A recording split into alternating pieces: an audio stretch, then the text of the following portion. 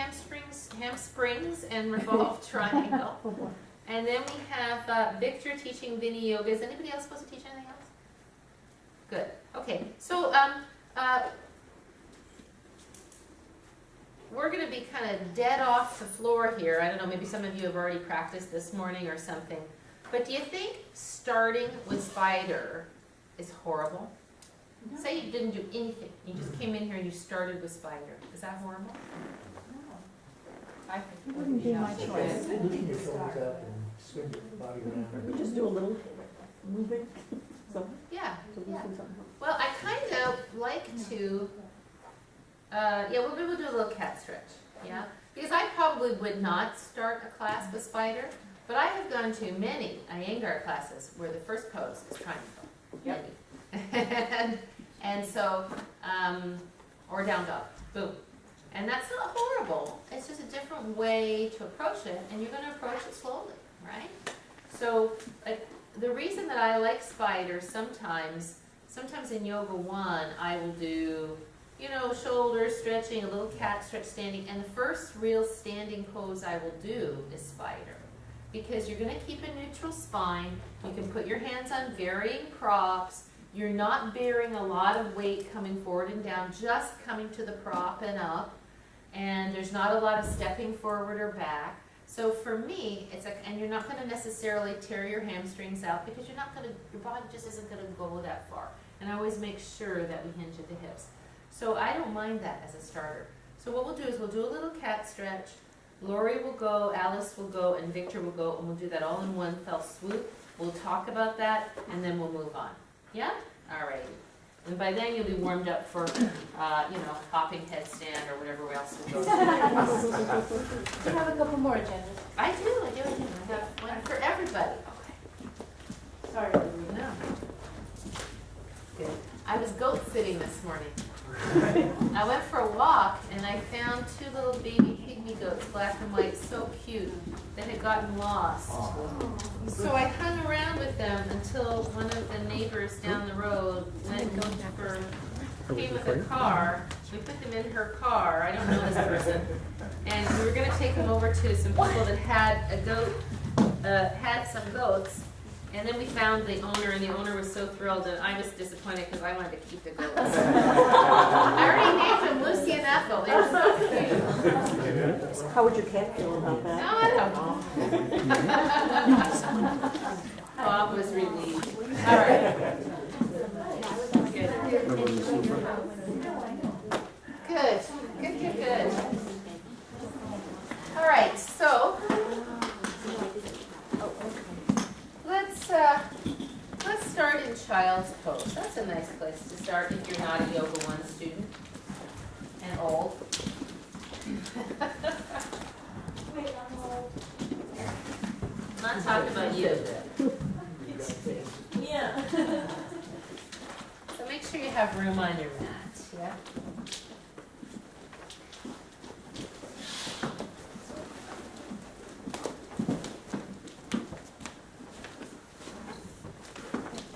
We've had our mind and our thoughts, and then what's been going on before we arrived. So when we come to child's pose, or sometimes this is called seed pose, sometimes it's called balasana. We have this time to turn inward and to connect with the flow of our breath. To notice any areas of tension and bring the breath there, letting any muscles that are not needed in this moment be at ease.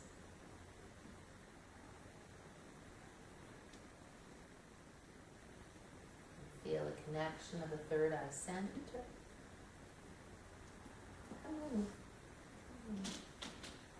With the floor or with our hands.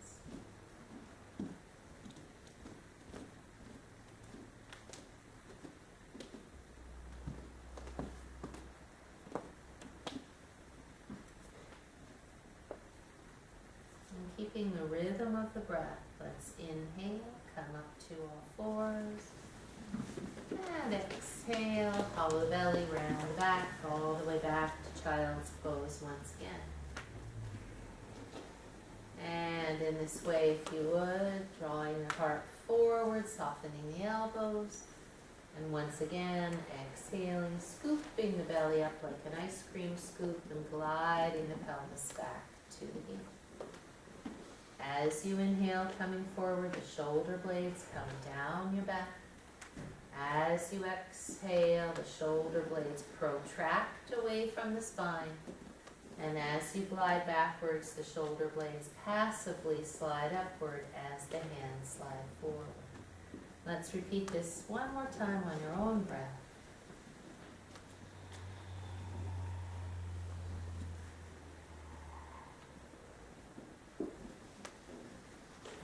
And when you're ready, on your next inhale, let's turn the toes and take the hips back and up to downward facing dog. From the anchor of the hands, draw the hips back and up, sit bones rising. Feel free to pedal your feet, to move your hips side to side. Just finding any areas of tension, any areas that need a little attention this morning. And still the breath.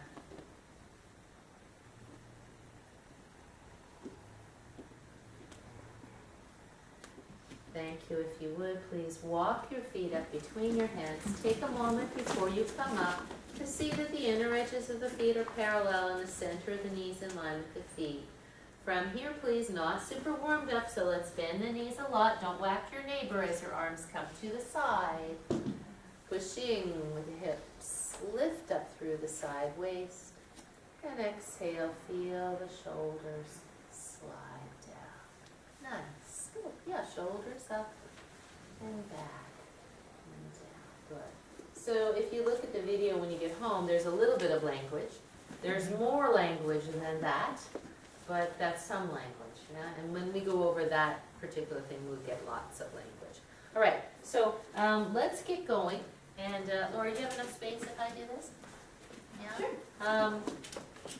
Me, and reach down and get your blocks in your hand. That would be great. We're getting ready to do spider. And spider is great for really opening the hips and really feeling that nice stretch on the inner thigh. So what we're going to do is take our shoulders up, back, and down. And remember that feeling. Let's put our feet wide apart with toes facing towards me, please. Take your blocks and bend your knees and place the blocks on the floor. What's great about blocks is they're wonderful arm extensions. So you can place these at whatever level keeps your back straight. So it may be here, it may be here, or it may be flat on the floor. So we're going to take a deep breath and breathe out. And can you wiggle your toes? Can you lift your toes? If you can, that's wonderful. Your weight is in your back heels, which is what we're looking for. And we'll take a deep breath in. And as we breathe out, we bend our right leg and glide over to the right side, really feeling the inner stretch of that left inner thigh. Inhale to the center. And exhale to the other side, feeling that nice inner thigh stretch on your right side. Keeping that weight in your heels and that nice flat back. Come once again to the right, bending the right leg and coming over the center of your foot. Good. Glide again the other way, exhaling as you come across. Good. Keep your feet on the floor if you would. Maybe the weight to the outer pinky toe side. Come to center and exhale once again to the other side. Okay, keep going. I'm just going to walk around and take a look. Good. Nice flat back. Beautiful, everybody. Good. Very good. Very nice. Alice, if you want, you can widen your stance a little bit. I think you'll be able to keep that nice flat back and get a little bit more stretch. Very good. Okay, let's heel tone in a little bit. Put your hands on your thighs and use your nice strong hips and thighs to come up. Very good, thank you. Dealing with adversity, yay. Awesome. Of course, you forget how. Okay, comments. I knew what I wanted to say. I wanted to say hinge at the hips and pull back, but I somehow changed it as I was putting the blocks down. So that was my own critique right off the bat. I love that you told us the intention of what we were going to do. That what we were doing was doing an inner thigh stretch and block, because half the time, like when I was new, I didn't know what we were doing and what the intention was, and so I would do things wrong because I didn't know that the whole purpose of it was this stretch or that stretch. So I love that you started off right with that, and all the way through, you sounded like a very seasoned teacher to me. Very seasoned. Yes. Lori is a seasoned teacher. Well, not in this though. Yeah, no, the voice was great. Great energy was great. Did you come to many Yoga One classes? Bingo. That was my fault. My point exactly. Yeah. I don't have to be like in our classes. You don't hear what the intention is. No, You come to Yoga One, no. You do. I've recognized that error over and over and over again over the last year. Yeah. I Okay. really All right. Okay. Good. And what else? Are you videoing me? Mm-hmm. Oh, all right. Better stand up straight then. Anything else? Yeah, Laura. Like I say, once again, if I would had a chance to do it over, hands on thighs, hinge at the hips, come over, and then come down. I decided at the last moment that since I thought I was actually going to build on Vinyasa, so I had a different intention in mind, because I would have assumed everybody knew what to do with their blocks, so I made a decision at the last minute that nobody knew what to do with their blocks, and that's where I went that direction. But if they knew what they do with their blocks, then I would have bend knees, hinge at the hips, and then, down the thighs. Right. Block. And I'm gonna jump in here because Please. because I'm trying to keep Yes. things going. So obviously, if you went to Lori's class, you would think she'd been teaching for a long time, and that makes you dangerous because you sound so good. No, really, because there are a lot of people that don't know what they're doing, but they sound really good. So, and that's what for all of us, we have to keep that in mind. But fortunately, everything you did wasn't dangerous, which was great. It was lovely. I guess the only thing I would say was you could have slowed down. Okay. Not the only thing, I have lots of things to say, but that's the main thing, is that I know that you were trying to move it along, but I thought that since you did make that choice to show the blocks, you might have demonstrated it first, right? That probably would have been a good choice. And I thought that you started an opportunity, I went, oh, but then it didn't go anywhere. You said, because you threw in the let's take the shoulders up, back, and down. You said, remember that. And I thought when you get down here, you were going to say, okay, remember when we took our shoulders up, back, and down? Let's roll them back and down the same way here. That would have been a good connector. Yes. I thought your rights and lefts were great, which is hard. When you were demonstrating and talking, you had your knees straight. So you kind of, if you're going to demonstrate and show it, in Spider, the knees aren't straight, so you kind of want to bend your knees. And then one thing, I know what you were going for when you said make sure you have your feet flat on, you have your feet on the floor. You might say keep all four corners of the foot on the floor, or you might say don't let the baby toe side of the foot come up as you go to side, because that's an error. I like that you took the chance, the opportunity to walk around a little bit. I'm not sure I would have said, let me just take a look here. You might have just said, like, I'd like to watch. Yeah. Usually I'll say, I just want to watch a little bit, Yep. because then I can help you. Because it kind of felt like a test then. Yep. I thought the way you said it to Alice, you might want to take your feet a little. I thought that was very respectful and nice, and I wouldn't have any problem with that instruction. I thought you might have balanced that out with Dawn, who was a little too wide, and then say, and Dawn, you can bring your feet a little narrower. Also, we want to watch the terms flat back and straight back, and we can use those, because I use them, but I try to clarify that there's no real such thing as a flat back or a straight back. Our back has curves in it, right? But you can say a tabletop back, or if it's not that you can't use that, and it's just that at some point in your teaching, your students should understand the clarification that a flat back doesn't mean that your back is flat. It just means it's level, right? Okay, I thought it was great. Lovely, good. I know it's not easy. All right, let's move on to, who's next? Alice. Everybody, please, if you would put your chairs at the head of your mat, seat facing you. And all 4 feet on the mat. Good. Now I'm going to be teaching Parsvottanasana, or triangle pose, along with reversed triangle. This is a Yoga 1 class, and I see new students in my class today. So I'd like to begin with showing you where we're going to be going with this. Okay, so if you would just watch, I'll turn to the side so you can see. So I'm going to step up to the chair, bend my knees, hinge at the hips, hands will come down on the chair. Now depending on your height or how flexible your hamstrings are, you may want to put 2 blocks at the top. We'll see. Okay? But I'm going to be having my hands on the chair either this way or with fingers wrapped around the edges of the chair.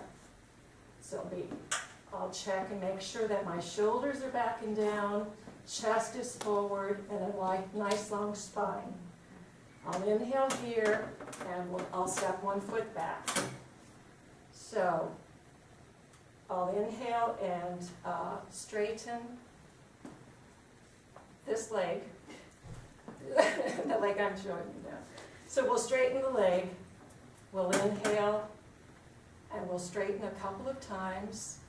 Then on the 3rd time, we'll pull back the toes and the balls of the foot, ball of the foot, and we'll replace the foot. So we're stretching the back of the leg. We'll inhale here, and then we'll come to triangle pose, revolve triangle. For this, we'll all use a block. And the block will be placed directly under your shoulder of the opposite hand. Inhale here again, shoulders back and down. Straighten the leg, and here's very important, the revolving will come from the exhale, the nice strong exhale from the lowest belly. So exhale, and I'm revolving from the lowest belly first, chest and shoulders and head come last. Revolve triangle. And then we will add the arm. We'll glide the arm past the cheek to get a nice long side stretch. So we're doing a side stretch of the upper body and also the outer hip and the outer leg. So then we'll come back and stand up. Now, there's a lot going on in these poses, so I will tell you those as we go along. But what I want you to know that is most important is the posture, making sure that shoulders are back and down and that we're not rounded over, no humpy backs, shoulders back and down, ribs are in. And most important, as with all yoga poses, is the breath, that we're using the Ujjayi breath to move through these moments. So with that being said, shall we do this together? Good. So, let's walk up to the chair, please, as close, feel your legs right up to the chair. Okay? Shoulders back and down, check on the posture right away. Inhale here, exhale, bend the knees, hinge at the hips, and let's take the left leg back. Good. Now look down and see that you have 3 lanes of traffic and that all toes are pointed directly forward. Also check and see that the left hip is pulled back. Check and see that the right hip is pulled back. Thank you. Good. And now inhale here. Shoulders back and down, chest comes forward. Exhale, slowly straighten that leg. Good. Inhale, bend the knee. Exhale, straighten the leg. Breathing into the stretch, feeling the stretch behind the leg. Inhale, bend the knee just a little bit. Exhale, straighten. This time we're adding on. So inhale, exhale, pull back the toes and the ball of the foot. Heel stays on the floor. You feel the stretch a little bit differently this time. Not only the back of the leg, but the ankle, back of the calf. Good. Inhale, bend the knee. Good. Let's inhale and exhale once again, straighten the leg. And we'll stay here for a couple of breaths with the heel on the floor. Really breathing into the stretch. Feel the sit bone pulling back away from that foot. Do you feel that stretch? Good. Now breathe in, bend the knee. This time, we'll straighten the leg. Inhale, exhale, straighten the leg. Now, block directly under your left hand. We'll all use a block for the revolved triangle. So, the leg is straight. Extend the spine, shoulders are back and down. Inhale, exhale, revolve from the lowest belly. Remember, that's what comes first. Chest opens up, then the shoulders and the head come back. Good, now you're feeling the stretch from the knee to the whole side hip. Let's add on here. Inhale, hand to the cheek.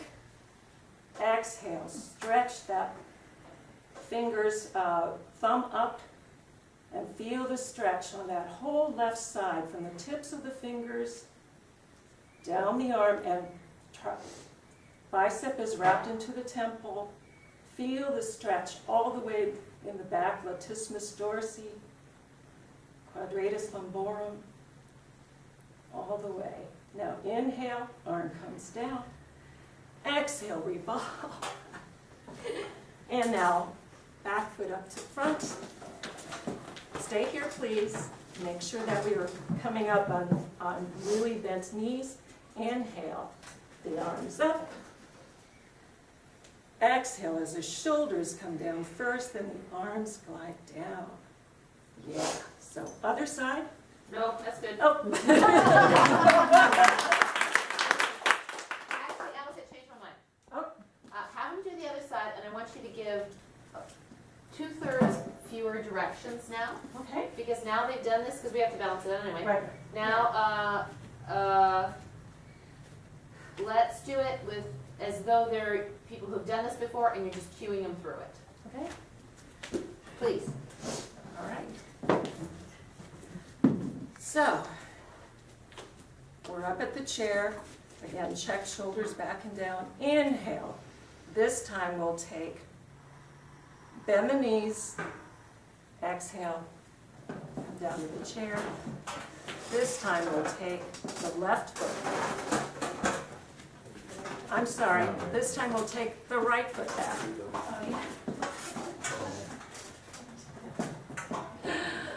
Okay. Now inhale. Exhale, straighten the leg. Inhale again. Bend the knee a little bit. Exhale. Straighten the leg. Press into the ball of the foot. Press into the big toe and feel the engagement of the quadriceps and the knee as it comes up. And this is important because it engages not only the quadriceps but allows the hamstrings to release. So inhale, bend the knee a little bit, and exhale, pulling back sit bone from that toe. And let's bring up the toes and the ball of the foot, pressing into the heel. Inhale, release, bend the knee. Exhale, straighten the leg, pulling back. And this time we'll go into revolved triangle.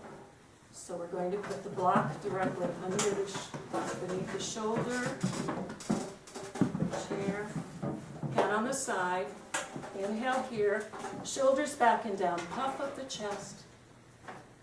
And exhale from the lowest belly. Check and make sure that the ribs are down and in. Shoulder is back, all the shoulders are back and down. Inhale, exhale. Glide that arm for the full stretch of the left side. Breathing into the stretch.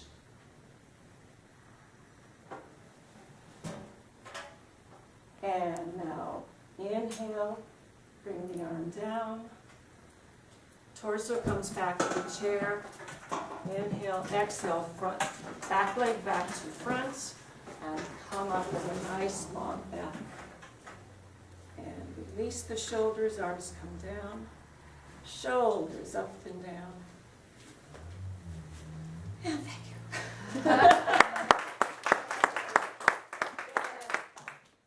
So, if Alice had continued and taught the next thing and the next thing and the next thing, do you think she would have been more relaxed? Yes. Yes. So that's really important to remember for all of you, is that I recognize that when you get up and you're just teaching one thing, you're just getting your nerves out by the time you're done. So, so that's a little hard. So, not to worry, that's okay. So you want to just sit down for a sec? I'm going to run through this because I want to go quick. So Alice has, I think, a very loving way about her. Don't you think? Yes. That you look like you care.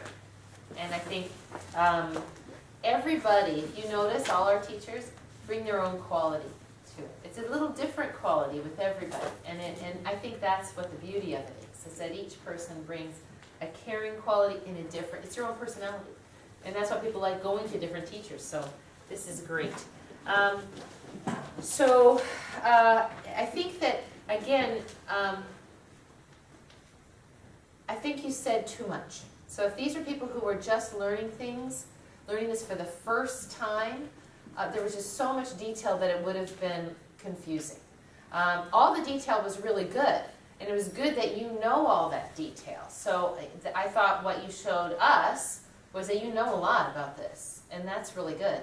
I probably would have, given that this was supposed to be the first time that Yoga One people would have done, said a lot less, got the main structure going, and made the main point, which I'm not sure didn't get lost in this. When you first began, you used the wrong name. You said we were doing Parshvottanasana triangle pose. Oh. So make sure that you get that clear. And you didn't mention right away that the intention was to stretch the hamstrings. You did mention that as you were into it, but you might want to, like Laurie did, this is a stretch for adductors, this is a stretch for hamstrings. Let's see. When you said it, the most important thing is like that you keep the shoulders back and down, that you breathe, and that you have a long spine. Those are all true. But the most important thing is that your leg gets straight and your spine stays long. Right? Those are the two things, right? I mean, all of those other things are good, but if this is the first time you're going to hear it, the main details you want to get is that they're not going to hump their spine to stretch the back of their legs, right? So, like the thing that I like to talk about when I'm teaching it for the first time, I'll say, so, because like we did in some class recently, yesterday maybe, which is it all depends on your structure, right? So if you're tall, you might need a chair. If you're shorter, something else. But it also goes to the flexibility of your hamstrings, which you did say, which was good. So the general instruction is, the main thing we want to get, whether you're on chair or blocks, is that your leg gets straight and that your waist is long in mountain pose, that you're not humping. And I'll usually turn to the side and say, because when I'm here, my hamstrings, which start here and end here, are getting longer because this bone is drawing back away from my knee. If I round my back, my sit bone turns under, moving toward my knee, so now that muscle is shortening. Have you seen me give that description? Right? So to me, that's an elegant way to explain why you want it. You know, and so you say, well, this is an experiment. So if you start with your hands on the chair, and it's easy for you to have your spine long, to get the back of the leg straight, the knee straight, then maybe you use some blocks. But like I think I said on Friday night when we had the 2 young girls who were brand new. I said, stay on the chair just for today so that you get the feel of stability here and you can just kind of learn the movement. Then you can always change props. And one of them, I walked around during the practice and she was obviously, kind of doing this because it was so easy for her. So I just slipped her some blocks and I said, so you can come here, yeah? So I would stay very bare bones with brand new people, and probably I kind of gave you a different task to put on revolve triangle. You really could. Generally, you just, if they were brand new, you'd do the hamstring stretch, maybe you'd do a little shoulders in between, and then you go to revolve triangle, but I kind of wanted to parcel it together. So then you'd say, well, now you've kind of learned what height of prop works for you to get your back long and your hamstring stretch.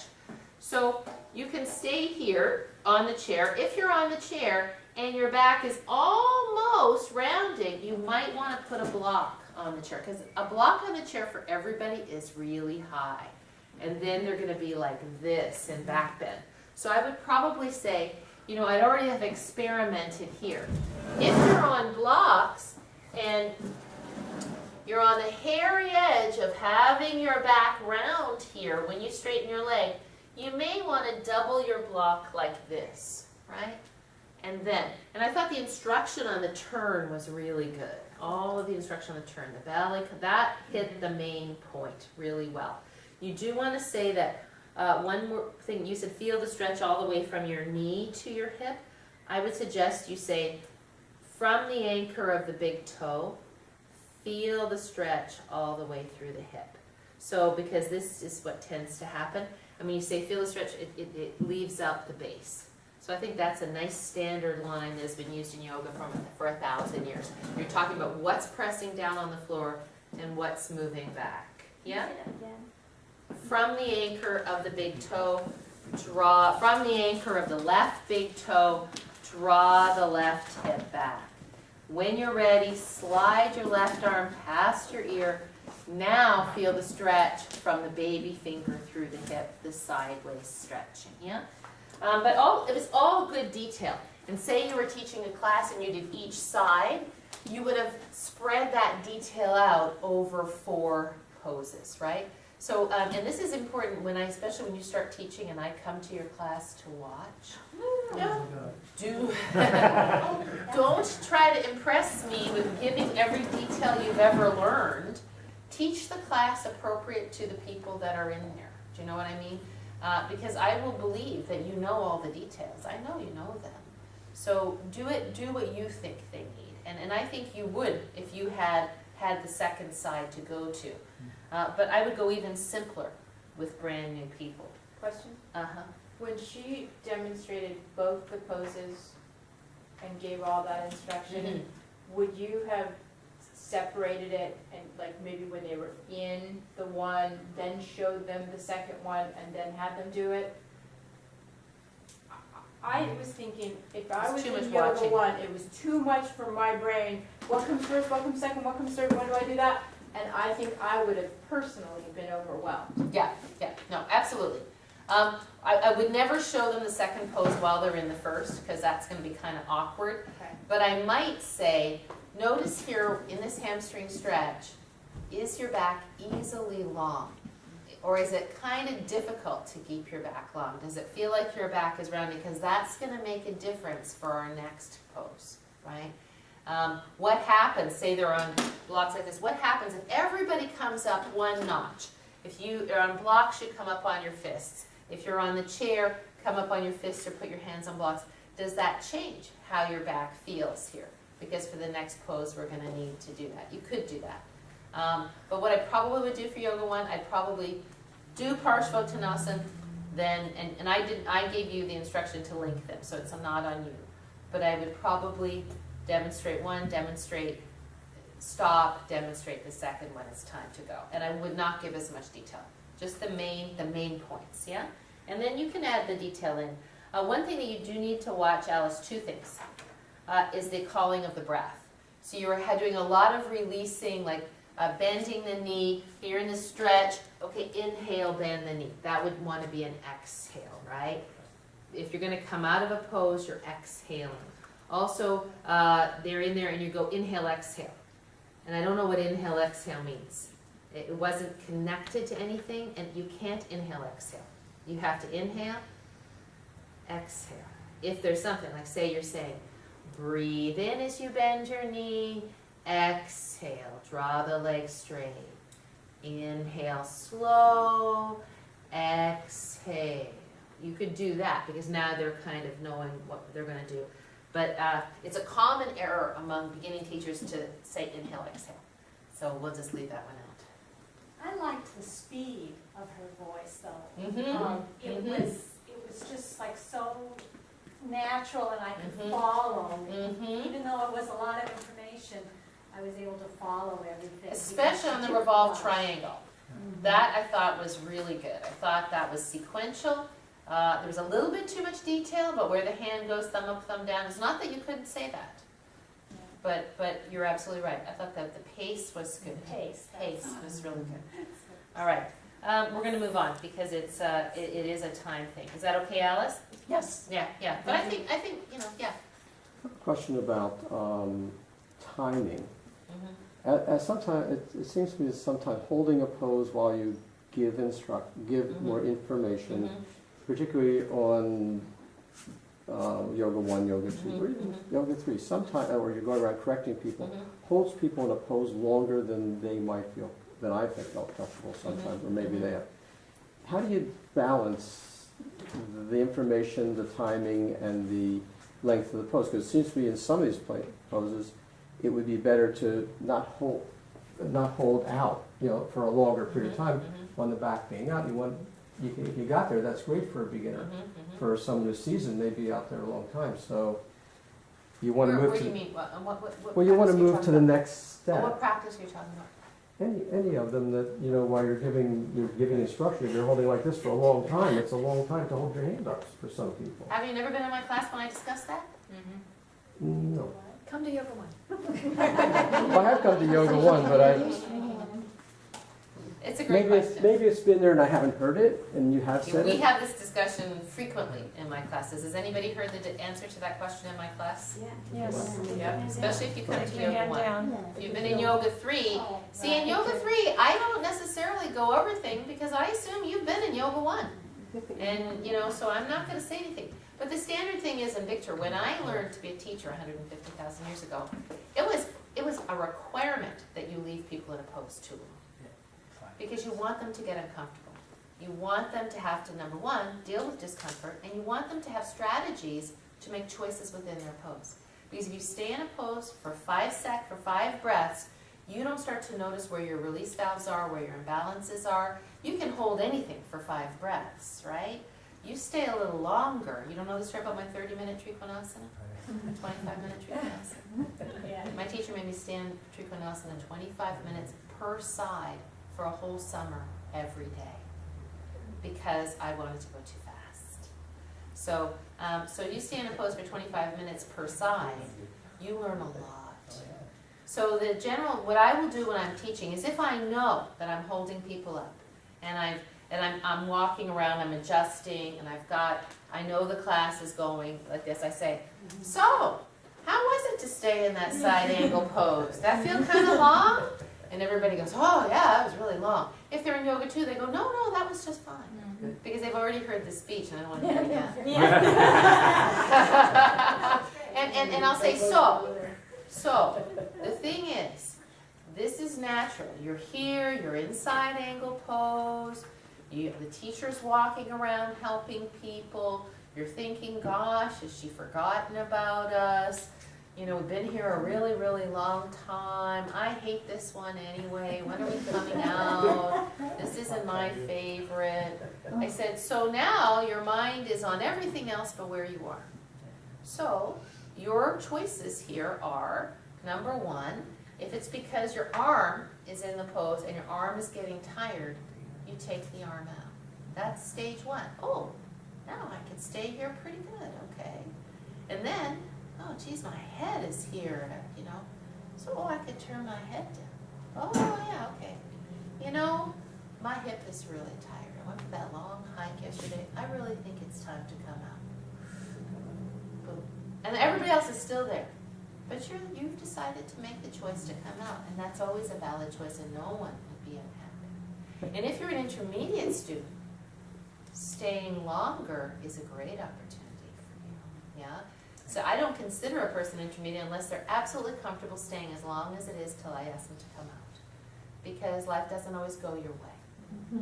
So if you're in there and you're unhappy, you have lots of choices. If Rob was doing a pose like something, and I saw him come out and do something else, I wouldn't go, Rob, that's bad, you did that. I would go, okay, he's making a different choice. That's okay. The only choice that's not a productive choice is to be in there and complaining to yourself. Because that's not going to help anybody, right? And I give that whole spiel to my class. And I really do believe that that's really important. Because everybody wants to have things their own way. And particularly in this culture where I get emails saying, I don't think you met my needs in this class.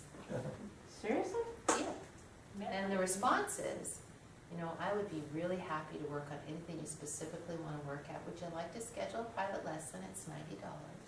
And I'd be happy to go over everything that you would like to do. If you take a group class, you have to understand that we're going to try to meet the needs of everyone. And it may not be what you particularly need to do in that class. So I invite you to look at the things that can be useful for you in the class, and then to talk to me about things you'd like to see in future classes.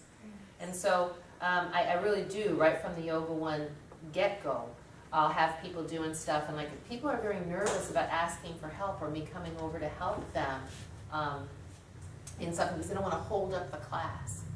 And I always say point blank, how is it for you when I go over and help Cindy? And people will inevitably go, oh no, that's okay, right? Because now I've pointed out what everybody else is thinking already. Okay, we're standing like this. We just got set up, we were gonna go. Now she's walking over there to help that person with their feet. I'm not getting my needs met, right? What goes through your mind? Everybody, right? In some way or another. Now I'm just standing here waiting. Okay, how is it to stand there and wait while another human being is being helped? This is yoga, right? It's not just about coming and learning the poses and doing it your way. It's about saying, when circumstances vary, what are my choices and where do I want to put my mind? Does that answer your question? Yes, I mean, yeah, and I don't want to prolong this. In Yoga One, it's a very mature way of looking at it. In Yoga One, particularly some of the people that may not have had that kind of background to that point, it may not be obvious to them, and maybe a point where people also want to please and don't want to stand out by letting go. So there's that group dynamic as well. And while you're teaching, it's a delicate balance. But I think I've heard that before. Right, right. I guess it was like the Right. Yoga One student that you're talking a long time to the next step, and they don't want to leave that step because you're giving a lot of instruction to get to the next step, I guess is Right. what I'm saying. And then I want them to feel what it feels like to hold their arm up here while I talk about where it goes. They're here to be taught. And so, and if they want to have a class where they're just led and they just go along and nobody teaches them, then there are a lot of classes like that. But that's what we do. And we do have flow classes so that you can just practice. And that 6 o'clock class, I felt like I wasn't able to quite make it a flow class because I was dealing with the injury issue. And I would have liked to have a little bit more flow. But again, I just said to myself, I said, it's a group class. When you go to a group class, you have to deal with whatever happens in the group. That's why you're not paying $90. You could also practice on your own if you don't want to deal with the dynamics of a group class. But I do believe that our whole thing is about inclusiveness. So anybody in that 6 o'clock class could see I had somebody injured, right? And so I was making sure she was safe, and I wasn't making it as flowy or as difficult as it could have been. But that's just kind of how it is. Sometimes the class is exactly what you wanted, and sometimes it isn't. So, all right? Good, let's move on. Picture, yeah, good. Let's go. Don't hold them up now when you do this.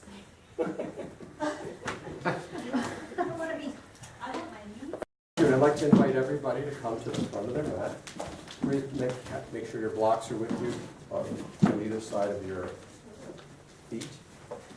I'd like to, please come into Tadasana the best that you can to start.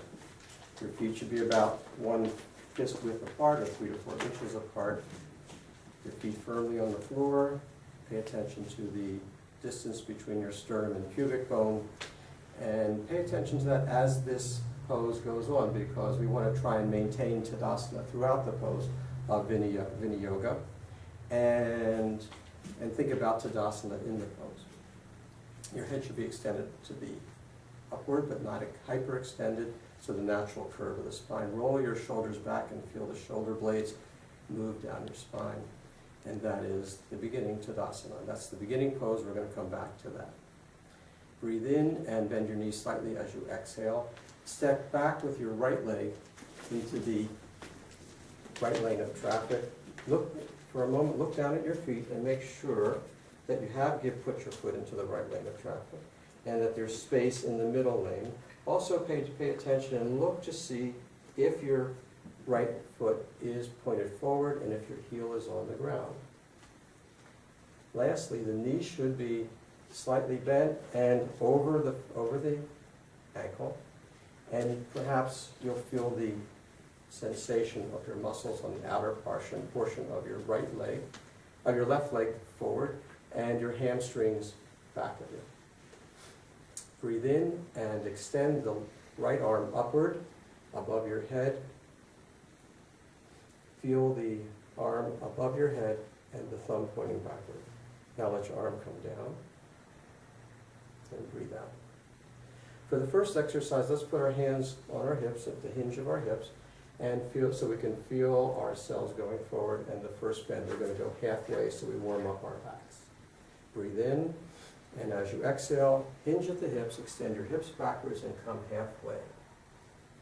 Breathe in, and as you exhale, with a strong back, bring your back backwards. Now, if that felt comfortable to everybody in the room, let's move forward, and we're going to fold towards the floor. If you didn't feel comfortable with that kind of bend, then please use the blocks to support your back and your hips, because safety, comfort, is most important. And this exercise is in stability and flexibility. So the stability of our stance, flexibility, and the strength of our legs. Come back to Tadasana. Look at the portion of your front of your body. Make sure you're not hyperextending your back or folding forward. Breathe your right arm up above your head as we did before.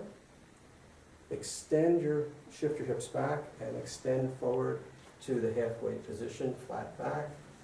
Breathe in a short breath, and as you exhale, cascade or waterfall your head, your torso forward. You have 3 points on the floor, your left leg, your right leg in your hands. We're going to take 2 breaths here.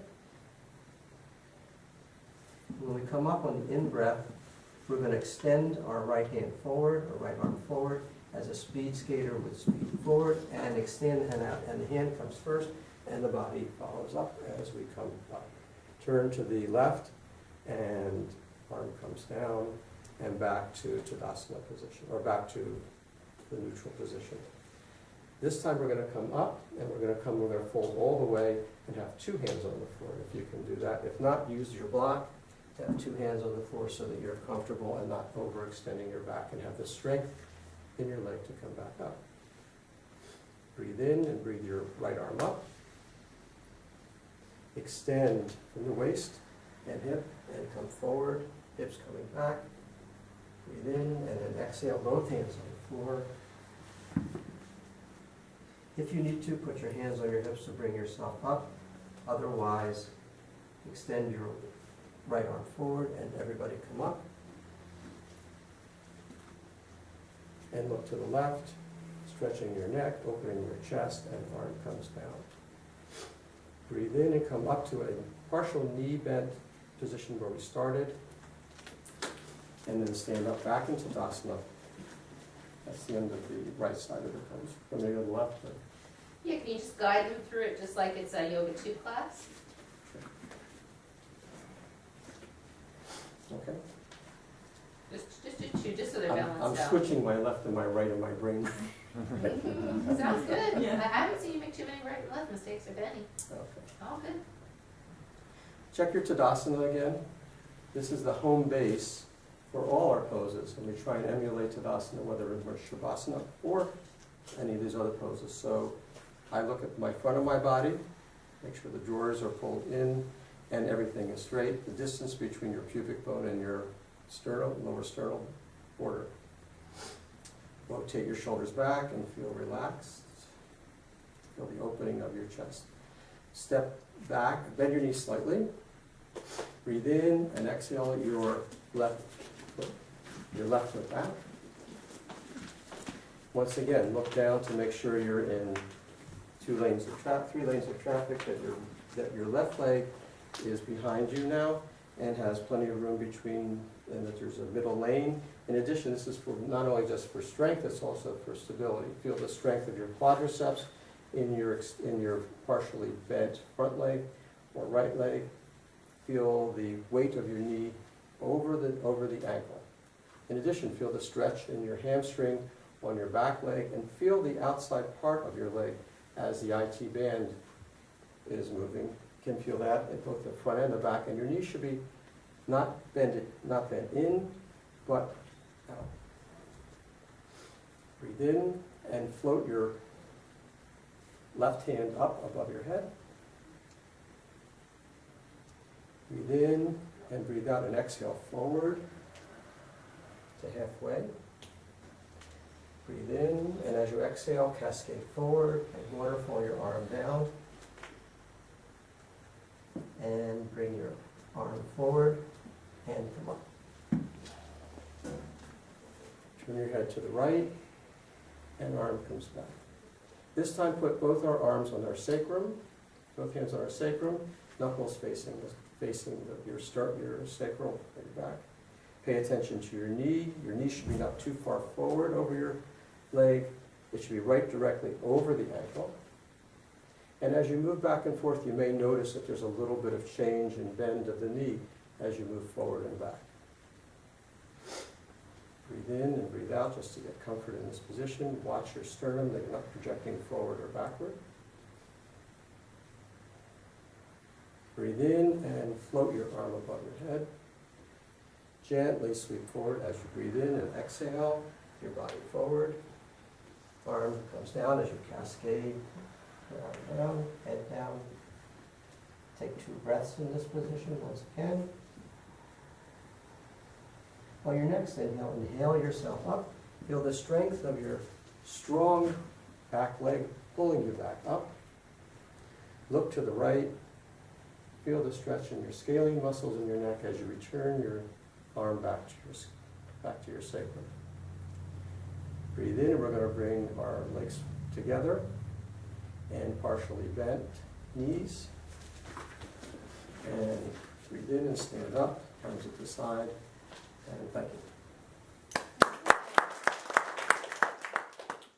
I didn't do the last, the part that's a little hard, and you're not going to do the spider, is having both arms down. I know how to let me end clarify that, because both arms here, then you usually go to spider, and I didn't know what the proper ending was. So Sure, yeah. I made it up. Yeah, I know. You must have noticed, huh? Damn! I was taking a bet that was just what you would have What everybody gets when you get up here is there's a lot of talking. It's a lot of talking, and as you can see with Victor and with Alice both, the more they got talking, the better their talking got, right? So one would assume that if you stood in front of a class, the first, especially when you first start teaching, the first few poses you teach are going to sound a little wobbly and shaky, and then it's just going to start to flow, and you're going to forget that, right? Because the first part is just the nerves coming out. So we just give that over and know that that's the case, yeah? What I loved about Victor is that he uses great words. I invite you to step to the front of your mat.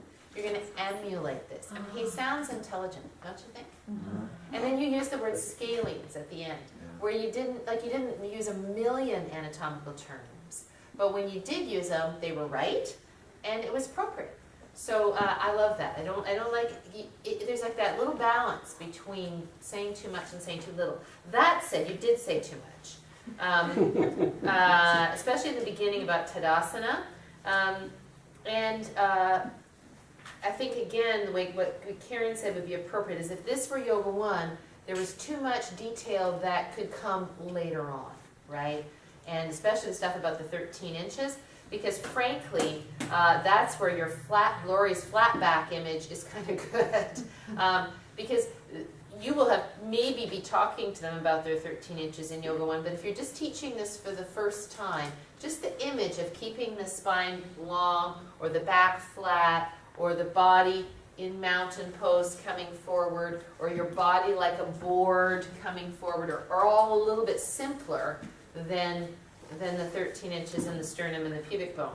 So what I would have liked to see, the other thing is that you've got to watch a little bit is you said the word extend your hips backward. Mm-hmm. When you use words like extend your arm upward, you know, extension of the arm would be here, right? And extend your hips backwards. So if you have any medical professional in your class, probably they won't know where their own hamstrings are unless they're penis. But you know, I just like to be